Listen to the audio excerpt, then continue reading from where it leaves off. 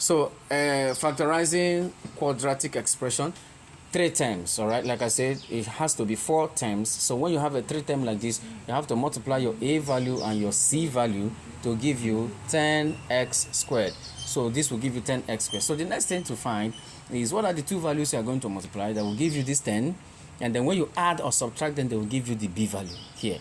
All right, so in my head now I have 5 times 2, and that gives me 10, and then 5 plus 2, that gives me 7.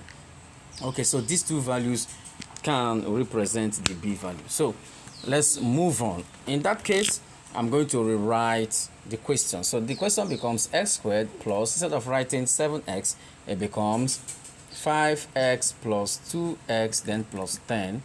All right, so that becomes the question now, and I'm going to group them into 2. So what are the common factors here? If you look closely, you'll find out that there's x here and there's x here, so x becomes the common factor here. So x cancels 1x to give you x here, and then x cancels this x to give you 5, then you close the bracket. Then what is here and it is here? Of course it is 2. 2 cancels 2 here, you have x, and then 2 cancels this 10 here, and then you have 5. So you must have the same terms in the bracket.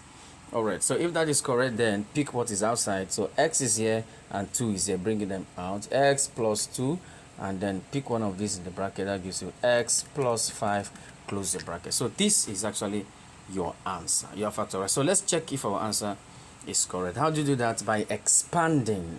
You use this to multiply this, your first term. So x times x gives you x squared, and then x times 5 gives you plus 5x, and then 2 times x gives you plus 2x, and this times this gives you 10. So if you collect your like terms, it becomes x squared plus 7x plus 10, and that is your answer.